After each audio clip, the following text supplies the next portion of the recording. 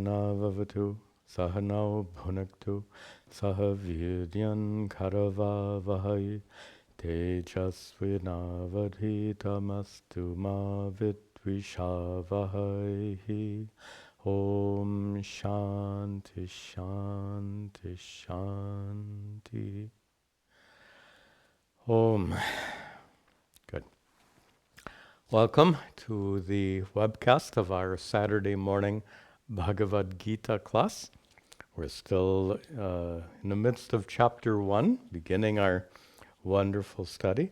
And as before, we'll begin each class with a recitation of 10 verses, bracketing our position in the text, that is, starting before and finishing after. And as I've mentioned before, it's really important for you to glance at the translation while I'm reciting, so that when you recite, you know the meaning of what we're reciting. We'll start a recitation today with verse 18. Please recite after me. Drupado Draupadeyascha, Drupado Draupadeyascha, Sarvashah Prativipate, Sarvashah Prativipate, Saubhadrascha Mahabahuhu, Saubhadrascha Mahabahuhu, Shankan Dadmuh Pratak Prataka, Shankan Dadmuh Pratak Prataka, Saghosho Dhartarashtranam, Saghosho Dhartarashtranam, Hridayani Vyadarayata, Hridayani Vyadarayata, Nabhascha Prativim Chaiva, Nabhascha Prativim Chaiva, Tumalo Narayan, Tumalo Narayan, Atha Vyavastitan Drishtva, Atha Vyavastitan Drishtva, Dhartarashtran Kapidvajaha, Dhartarashtran Kapidvajaha, Pravritte Shastra Sampate, Pravritte Shastra Sampate, Dhanurudyamya Pandavaha, Dhanurudyamya Pandavaha, Hrishikesham tada vakyam, Hrishikesham tada vyakyam, Idamaha mahipate, Idamaha mahipate, Arjnuvacha, Arjnuvacha, Senayorubayor madhye, Senayorhubayor madhye, Ratham stapaya mechuta, Ratham stapaya mechuta, Yavadetam niriksheham, Yavadetam niriksheham, Yodhukamanavastitan, Yodhukamanavastitan, Karmaya sahayodhavyam, Karmaya sahayodhavyam, Asmin rana samudyame, Asmin rana samudyame, Yotsyamananaveksheham, Yotsyamananaveksheham, Yahetetra samagataha, Yahetetra samagataha,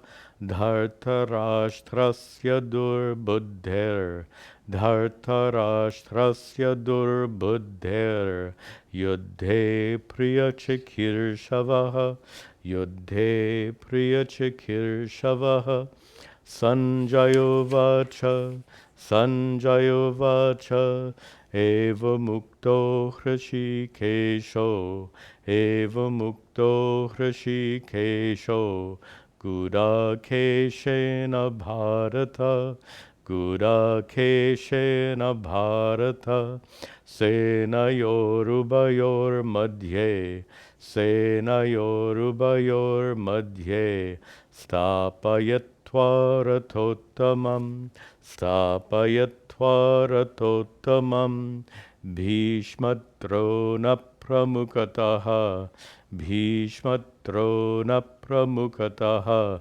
Sarvesham cha mahikshitan Sarveshan cha mahikshitan Uvacha partha pashyaitan Uvacha partha pashyaitan Samavetan kurunati Samavetan kurunati Tatra pashyat sthitan partha Tatra pashyat sthitan partha Pitrnata pitamahan Pitrnata pitamahan Acharyan matulan bratran Acharyan matulan bratran Putran pautran sakinstata Putran pautran sakinstata Shvashuran suhridaschaiva Shvashuran suhridaschaiva Senayorubayorapi Senayorubayorapi Tan samiksha sakaunteyaha Tan samiksha sakaunteyaha Sarvan bandhunavastitan Sarvan bandhunavastitan. We'll conclude our chanting here and pick up the thread where we left off. Let me back up. Okay. Good. Very good. Before we begin, I saw several questions asking what translation I'm using, that we're using for this class.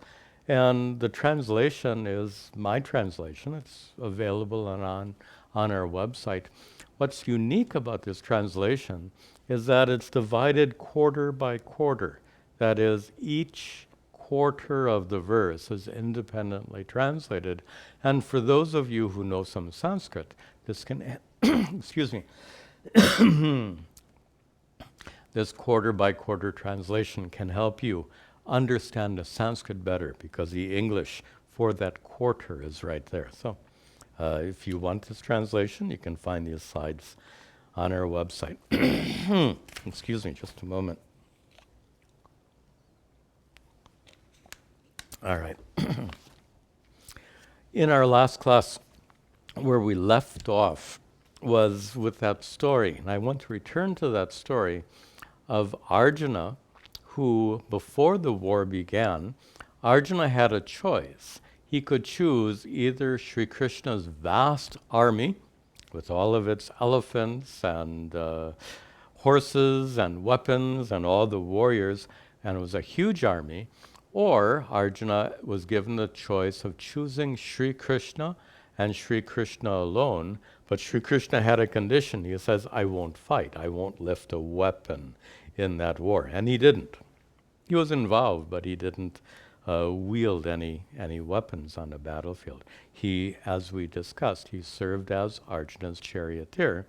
And by serving as Arjuna's charioteer, he could be with Arjuna at all times on the battlefield. That story came at the very end of the class, so I wasn't able to make a very important observation about the symbolism of Sri Krishna, of Arjuna choosing Sri Krishna. I think in part the symbolism is quite obvious, isn't it? Sri Krishna chooses dharma over might and power. And by choosing dharma, Sri Krishna representing dharma, by choosing dharma, Arjuna ensured their victory because in the long run, dharma always wins. In the long run. In the short run, anything can happen. But if you take a big enough view, a long enough perspective, dharma wins in the long run. And this isn't just a platitude or a belief. It's really based on our understanding of dharma. Some of you know that the word dharma comes from the Sanskrit verbal root, dr. And dr means to hold or support. So dharma, in the broadest sense, is that which holds the world together. Or as my guru, Puja Swami Tadatmananda, liked to say, he said, it is Ishvara's intelligent order. Ishvara's intelligent order, dharma, is that which holds and supports the world. Now, in this context, the importance of that is this. The world, this analogy just came into my mind. Let's see if it works. It may not work. Some of you know that in medical science, they speak of homeostasis of the body.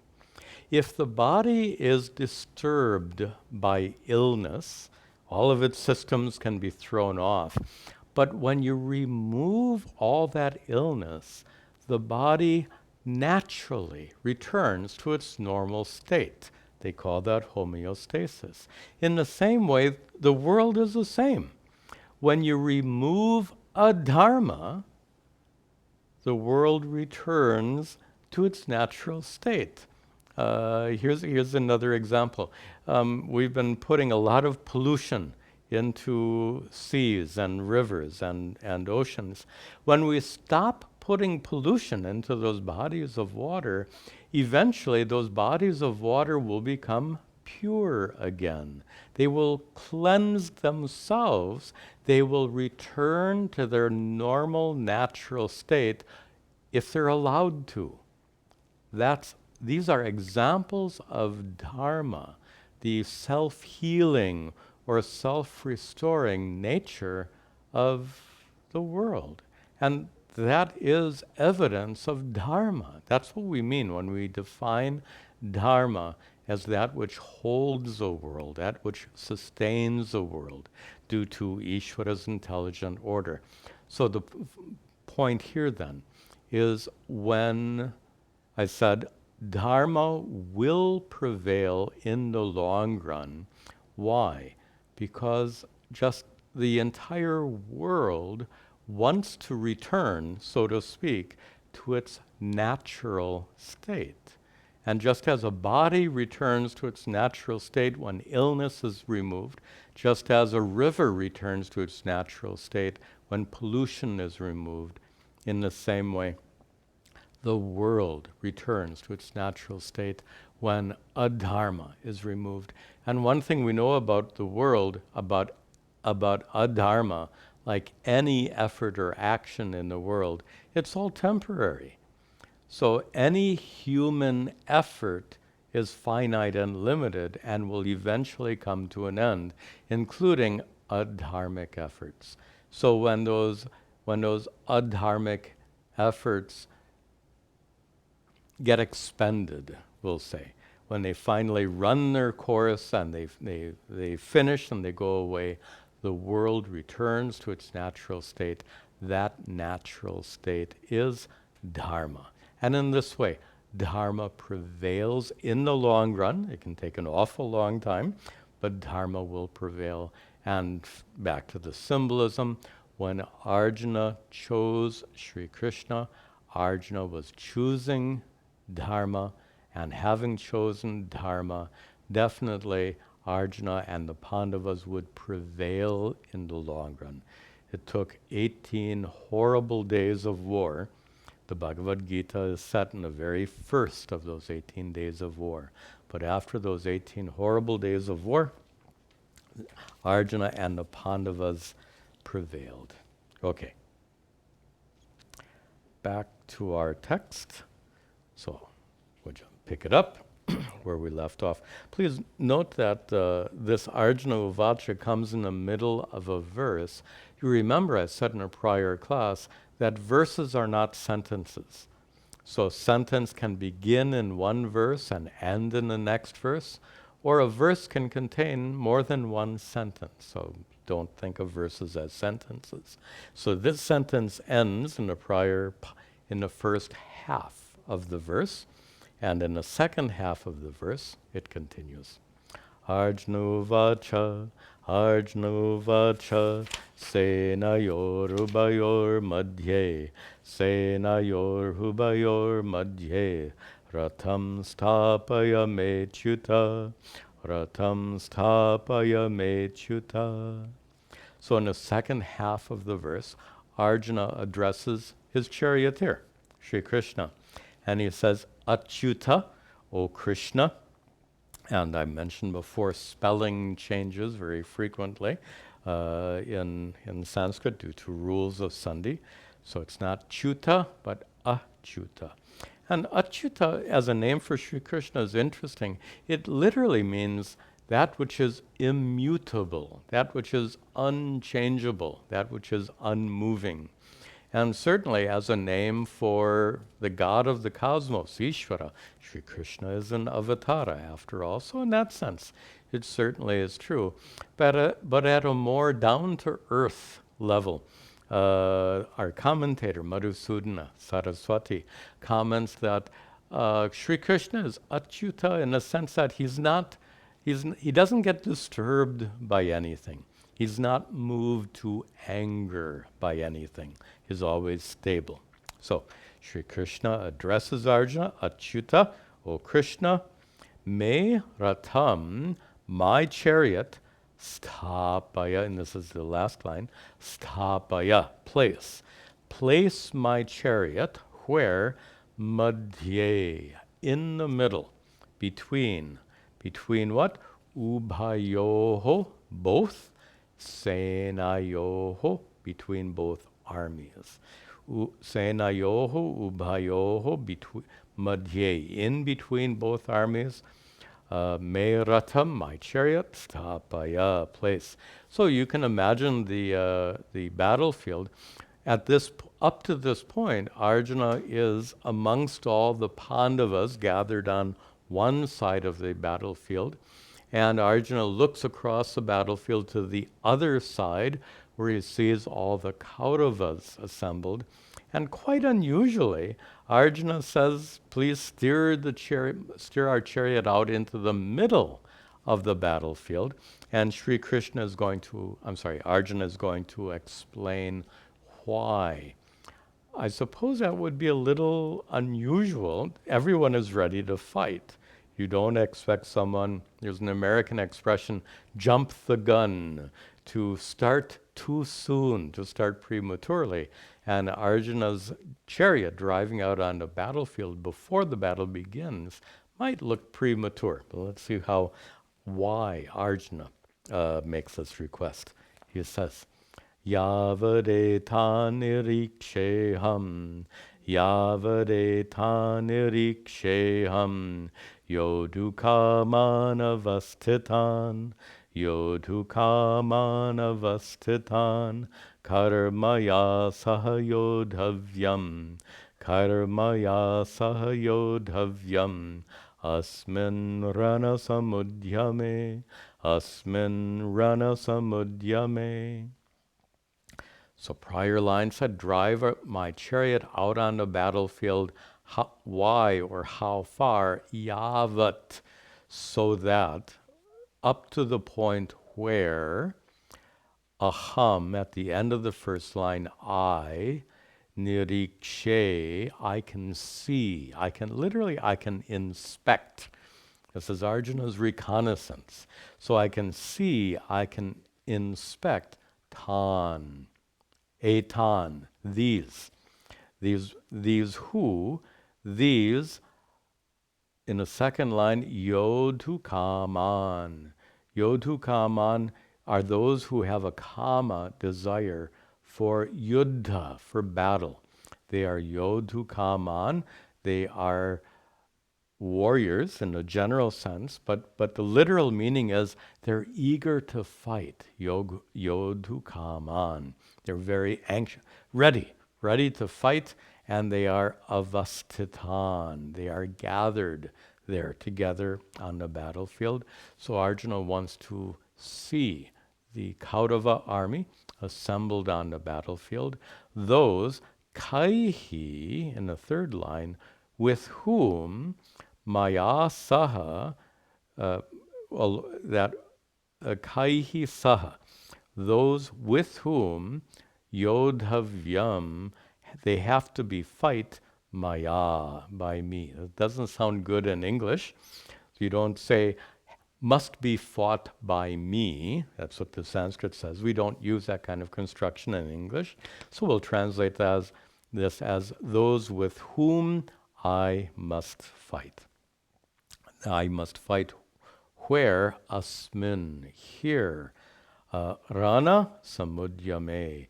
In this rana, in this battle, which is samudyama, which is about to take place, this imminent war.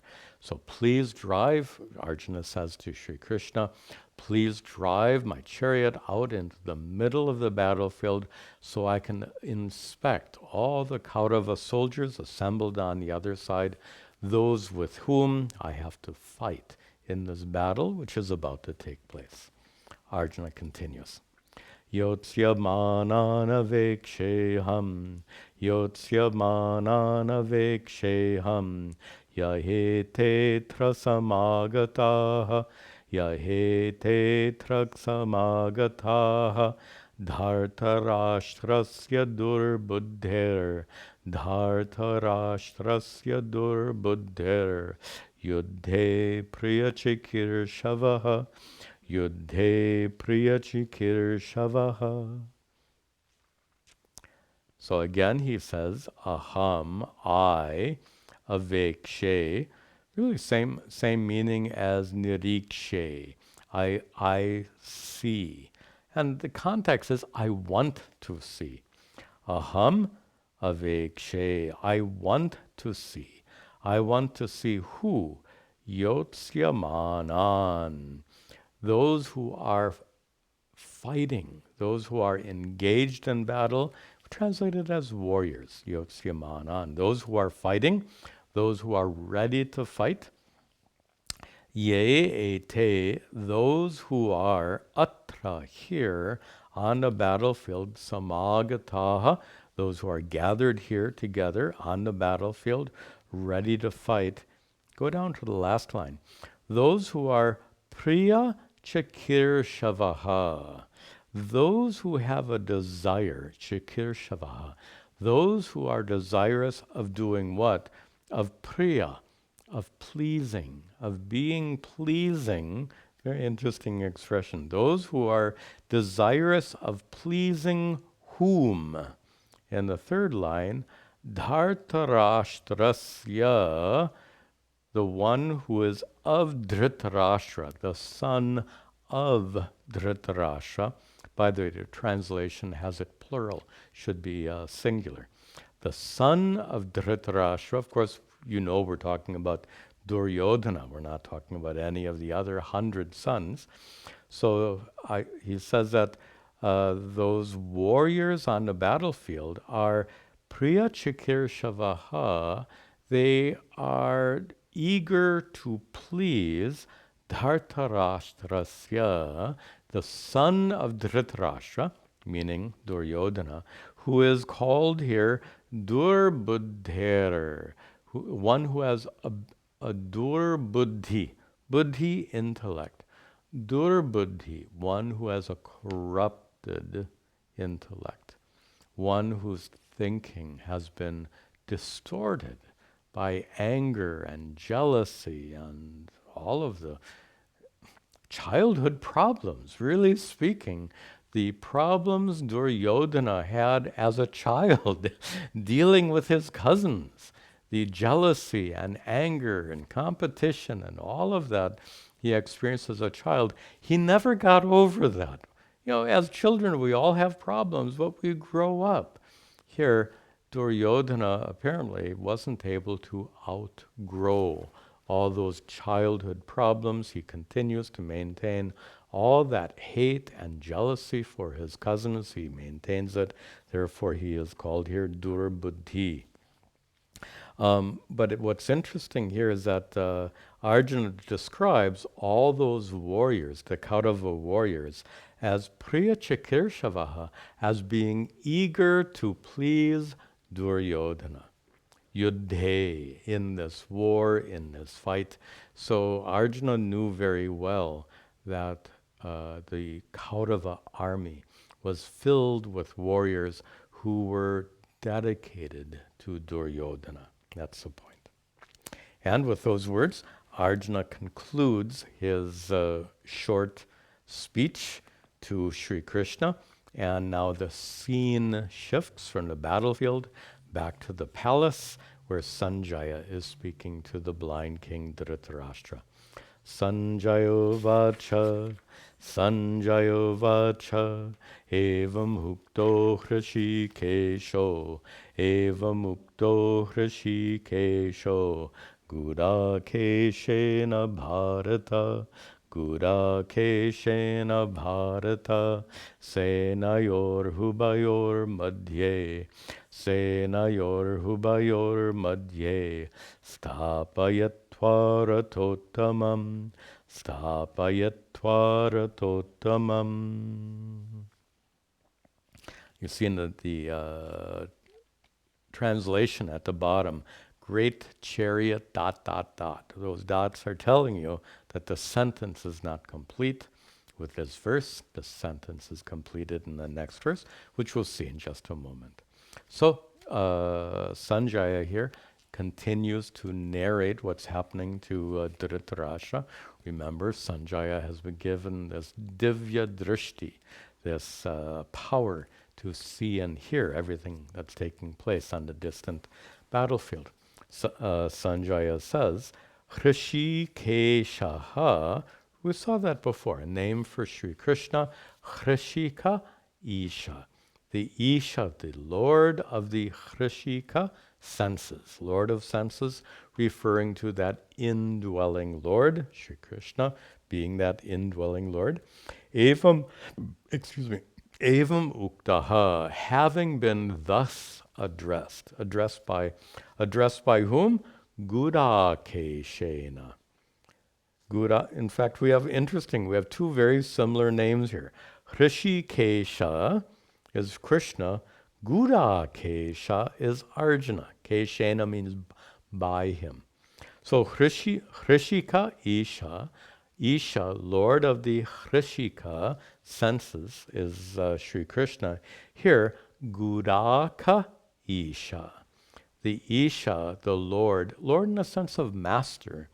Master of Gudaka, an obscure word for sleep. The master of sleep, the one who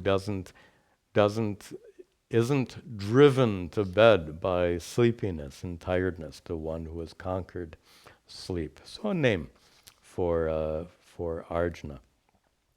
Evam uktaha Hrishikesha. So Sri Krishna, having been thus addressed, Gudakeshena, by Arjuna, Bharata. Here Sanjaya addresses Dhritarashtra. Bharata, O son of Bharat, Bharat being the ancient ancestor for everyone living in India at that time. So Bharata, O descendant of Bharat, O King Dhritarashtra, Sri Krishna, having been thus addressed by Arjuna, what did Sri Krishna do? Look at the last line. Sri Krishna, stapayatva, having placed, establishing, placing what? Ratha uttamam. Ratha is chariot. Uttama, there's great chariot. So Sri Krishna, after having driven their chariot out onto the battlefield, stapayatva, having placed Ratha uttamam, that great chariot, having placed it where? In the third line, madhye, in between, senayoho ubhayoho, as the previous verse said. Having placed the chariot madhye, in between, ubhayoho, both, senayoho, armies. So having placed the chariot in between both armies, the sentence continues, Bhishma drona pramukataha, Bhishma drona pramukataha sarvesham cha mahikshatan sarvesham cha mahikshatan uvacha partha pashyaitan uvacha partha pashyaitan samavetan kurunati samavetan kurunati. Prior verse said, Sri Krishna drove the chariot out and placed it in between both armies. Where exactly? Bhishma, Drona, Pramukataha. Pramukataha. Right in front of whom? In front of Bhishma and Drona. Now, you can imagine a really long line of warriors lined up on that battlefield. And Sri Krishna could have placed the chariot anywhere along that long line of Kaurava warriors, but Sri Krishna chose to place the chariot right in front of Bhishma and Drona. Why? Several reasons. Bhishma and Drona were perhaps the most important warriors on that battlefield. Bhishma, of course, was the head of their army. But more than that, of all his opponents, so Arjuna, no doubt, Arjuna had great enmity, anger, hate even for Duryodhana. There was no love between Duryodhana and Arjuna. Arjuna hated Duryodhana. That's a fact. But the vast majority of the warriors on the other side, the Kaurava warriors, were not exactly hated by Arjuna. After all, they're all parts of the same family. More than that, there's no one in the world that Arjuna loved more than Bhishma. Bhishma, the grand uncle. Arjuna grew up in Bhishma's lap, so to speak. So Arjuna was exceedingly fond of Bhishma. And Dronacharya, was Arjuna's teacher of archery and warfare. And Arjuna was exceedingly fond of his teacher, Drona. And it's right in front of Bhishma and Drona that Sri Krishna placed the chariot. And this is you'll see the consequence of this in just a moment. So this is definitely going to affect Arjuna emotionally. And we'll see that in just a few moments. So Sri Krishna drives the chariot out, Bhishma, Drona, Pramukataha, right in front of Bhishma and Drona, Sarveshancha Mahikshatan. And in front of Sarvesham, all of the Mahikshatan, in front of all of the warrior, of all of the kings, Mahikshatan, in front of all of the kings, Sri Krishna places the chariot, and Uvacha, Sri Krishna he said, and this is Sri Krishna's first words in the Bhagavad Gita. So starting in chapter 2, Sri Krishna is going to talk and talk and talk and talk, a lot of important teachings, but the very first words of Sri Krishna spoken in the Bhagavad Gita occur right here. Sri Krishna Uvacha, he said to Arjuna, he addresses Arjuna, Partha, O Arjuna. And again, our commentator, Madhusudana, likes to make sure that we know the meanings of all these words. Partha is the son of Pritha. Pritha is a second name for Kunti, Queen Kunti. And what's interesting about that is this mighty warrior is being addressed as the son of his mother. Think about it. This mighty warrior, Arjuna, is being addressed as the son of Pritha, the son of his mother. That would be like in the United States. We just had an election. So Joe Biden is now the new president of the United States. Suppose someone were to address President Biden as a husband of Jill. Jill is the name of his wife. That would sound really strange in the context of American politics, but it doesn't sound strange here in the Bhagavad Gita, because to address Arjuna as the son of his mother is a term of endearment. It shows how close Krishna is to Arjuna, that Arjuna can refer to Arjuna, Krishna can refer to Arjuna with this very special name. Really speaking, a term of endearment. And there are others like that. We'll see as we go along. Partha, O Arjuna, Pashya. Many of you would say, Ye dekho. look at this. Pashya, look at what? Etan, these. These what? Samavetan, those who are assembled. Who are they? Kurun, the Kauravas. Please look at these Kauravas assembled here on the battlefield. The word iti concludes Sri Krishna's statement. Then Sanjay continues his narration. Tatra pashyat sthitan partha. Tatra pashyat sthitan partha. Pitrnata pitamahan. Pitrnata pitamahan. Acharyan matulan bratran. Acharyan matulan bratran. Putran pautran sakinstata. Putran pautran sakinstata. You can see that the sentence continues in the next verse. Tatra, there, on the battlefield, Partha, that's Arjuna's name, Partha, what about him? Apashyat, he saw. He saw what? Sthitan, all of them standing there.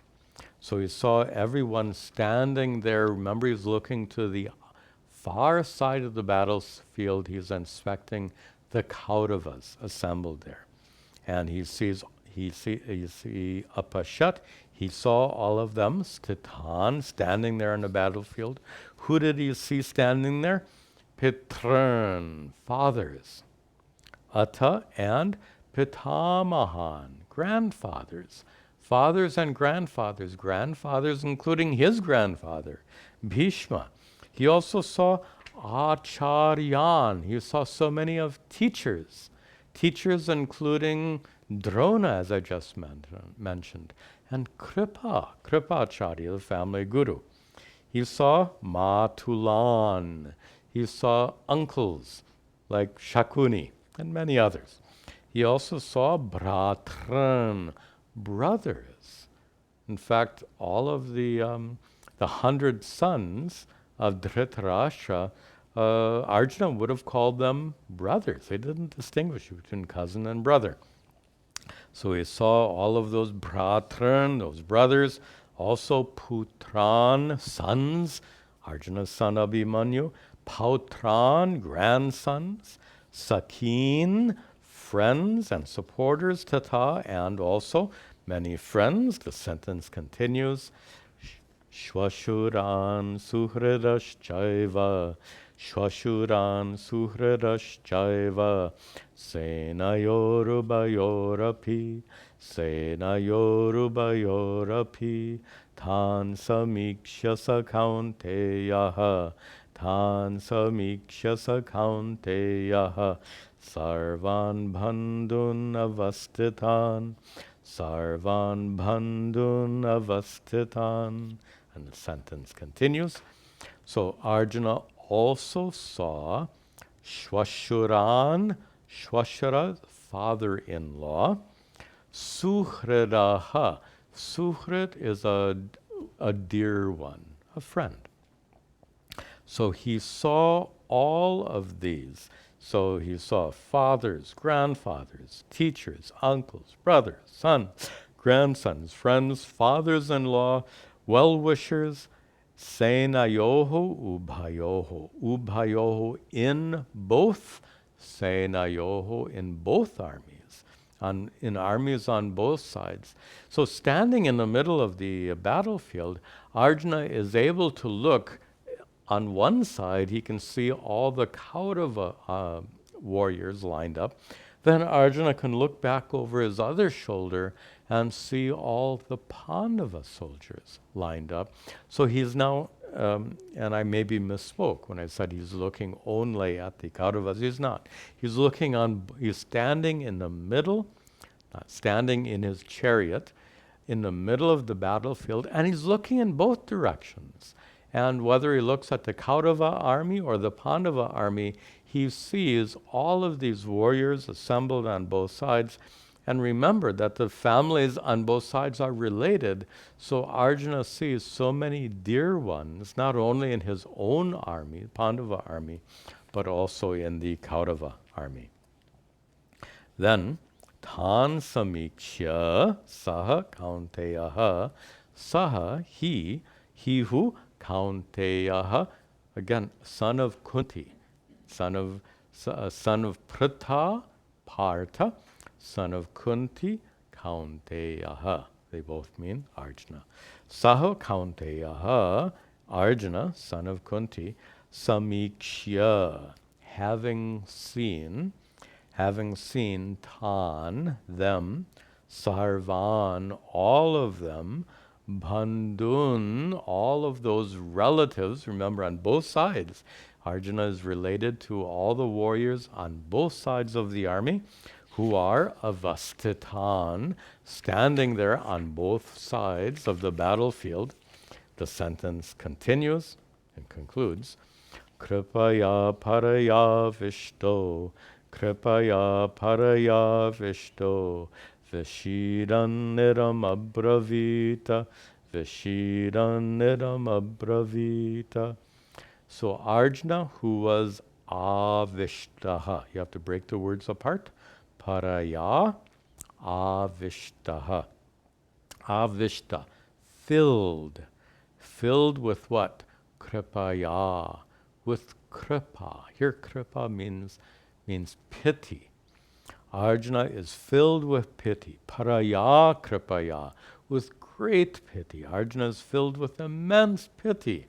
Pity, knowing that all of his dear family members are about to enter into a horrible war, fighting with each other, in which many, many are going to lose their lives. And then Arjuna, who is Vishidan, literally sinking down, but in an emotional sense. Sinking down in an emotional sense is getting depressed. Arjuna is sinking into a state of depression, and then idam abravit. Abravit, Arjuna said, idam. He said this which is following. Notice that the sentence ends halfway through this verse, and then Arjuna vacha, drishtve mam swajanam Krishna, drishve mam swajanam Krishna, yuyutsam samupastitam. The second half of that verse, Arjuna drishtva. Arjuna addresses Sri Krishna.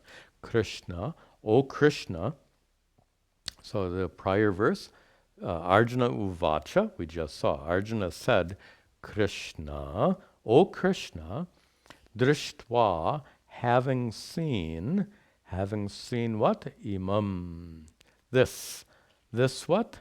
Swajanam. This, my own family, my own people. Swajanam, my own people. Arjuna saw on both sides of the battlefield, amongst the Kauravas and the Pandavas, so many warriors that Arjuna was exceedingly fond of. He saw all of them, Swajanam, his own people, his own family members, who were yuyutsam, who were warriors, eager to fight, samupastitam, who had assembled there on the battlefield, eager to fight. And now Arjuna describes his emotional response to what he saw. And the next several verses I think are some of the most emotionally moving verses in the entire Bhagavad Gita. Arjuna says, Siddhanti mama gatrani, Siddhanti mama gatrani, Mukhan cha parishyashyati, Mukhan cha parishyashyati, Vepatushcha sharire me, Vepatushcha sharire me, Romaharshascha jayate, Romaharshascha jayate. Arjuna says, remember earlier it said Vishidan, getting depressed. Getting depressed. And remember the title of this chapter, Arjuna Vishada. Vishada is sadness and distress. So in these next few verses we're going to see this very rich, deep expression of Arjuna's sadness, Arjuna's distress. He says, Mama gatrani, Mama, my, gatrani, my limbs, my arms and legs, siddhanti, they sink down, they grow weak. My limbs fall weak. Mukhancha, and my mouth, parishyashyati, is dry. My mouth is parched. Have you ever been so anxious that your mouth got really, really dry? You know that sensation. That's what Arjuna feels right now. Tremendous anxiety causing his limbs to feel. Have you ever been, just to make this very vivid, have you ever been so frightened that your knees got weak? That's what Arjuna is describing here. Have you ever been so frightened that your mouth got dry? That's a little bit more familiar. Also, vepatuhu cha sharire me. Me, my, sharire, in my body. Vepatuhu, there's trembling. There's trembling in my body trembles. Now, this isn't exactly out of fright. Arjuna is a mighty warrior, so don't make the mistake of thinking he's afraid. If your knees got weak, it could have been due to fear. Arjuna's knees got weak, not due to fear, due to other emotions, which we'll see. When you got afraid, your mouth might have grown dry. Arjuna's mouth grew dry not out of fear. Arjuna's body was trembling not out of fear. Arjuna was a mighty warrior. He wasn't afraid of dying. This is not a description of fear. What it is a description of, we'll see in the very next verse. Just wait a few moments. He concludes this verse saying, Roma harsha cha jayate. Roma harsha. Roma is hair. Interesting, Sanskrit has separate words for hair on your head is called kesha. Hair on your body is called roma. So that distinction is made. So Roma harsha is when the hair on your skin stands up, like on the back of your neck or on your arms. So Roma harsha jayate. He says, my hair stands on end. So these are all the physical signs of an intense emotional reaction. So, and Arjuna continues to describe that emotional reaction in the next verse. He says, Gandivam sramsate hastat, Gandivam sramsate hastat, Tvakchaiva paridahyate, Tvakchaiva paridahyate, Nacha shaknom yavastatum, Nacha shaknom yavastatum, Brahmativa cha me manaha, Brahmativa cha me manaha. Excuse me. Talking about dry mouth, I think, made me feel thirsty. Sorry. Okay. Arjuna continues. Gandivam. Gandiva is the name of his bow. Remember how the conchas all had names? Well, certainly Arjuna's bow has a name. The name of his bow is Gandivam. And he says, Sram Sate, it falls, it slips, hastat, from his hasta, from his hand. Twakcha eva, and twak, his skin paridakhyate, it's burning, his skin is burning. He continues to describe the physical signs of this overwhelming emotional reaction, and he concludes, last line, Brahmati eva cha me manaha. Me manaha, my mind, manaha, manas, mind. Me manaha, my mind, Brahmati eva, is as though spinning. Brahmati here means to spin. Excuse me. My mind is spinning. What does that mean? My mind is spinning means he's dizzy. That's what it means. When he says my mind is spinning, Sri Krishna, Arjuna, standing in the chariot in the middle of the battlefield, says, I am dizzy. And the third line, na cha, and na shaknomi, I am not able avastatum, to stand. Arjuna says, my mind is spinning, I'm dizzy. I'm so dizzy, I can't even stand up. Those are pretty intense physical symptoms. And these are all signs of the physical, the response of Arjuna's body to this intense emotional reaction. And put it in context. Suppose you got a call from a close friend. And suppose your friend describes some of these same symptoms. You get a call from your friend. Your friend says, I'm feeling really bad. I'm having a terrible time. And you say, oh, how are you feeling? And your friend says, well, my limbs are weak. My mouth is dry. Your friend says, I'm trembling. I'm shivering. Your friend says, the hair is standing up on the back of my neck. Your friend says, I can't hold on to anything. Your friend says, my skin is burning. And your friend says, I'm so dizzy, I can't stand up. If your friend told you all of that, what would you think? What would you do? In fact, what you might do is call an ambulance. It sounds like your friend needs medical care. Of course, not really medical care. These are all signs of an intense emotional reaction.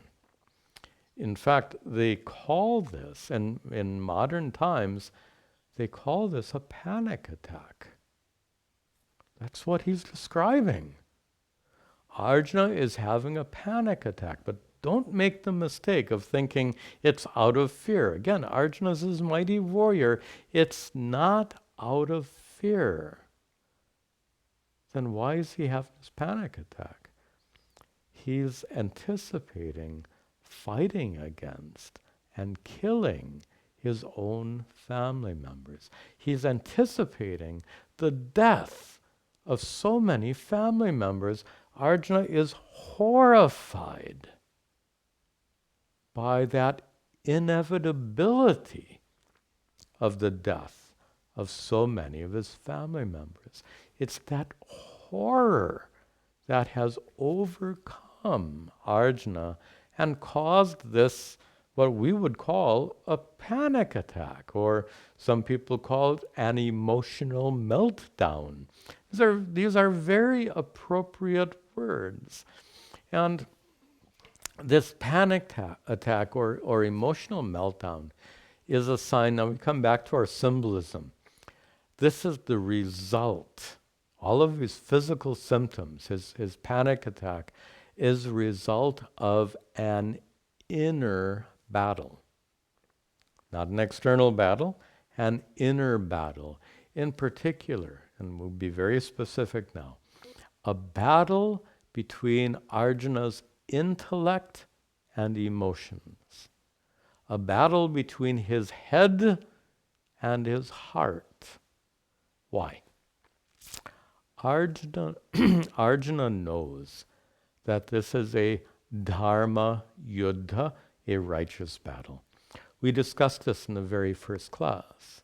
We said this was a battle, a dharma yuddha, a righteous war, and we defined it very specifically as a war in which not fighting the war would have far worse consequences than fighting the war. This was a war to restore dharma, to maintain dharma, to defeat adharma. Notice most wars, many wars, are not for that sake. Some wars in modern times are for, sadly, wars have been fought over oil. Wars have been fought over real estate. Wars have been fought over cultural differences.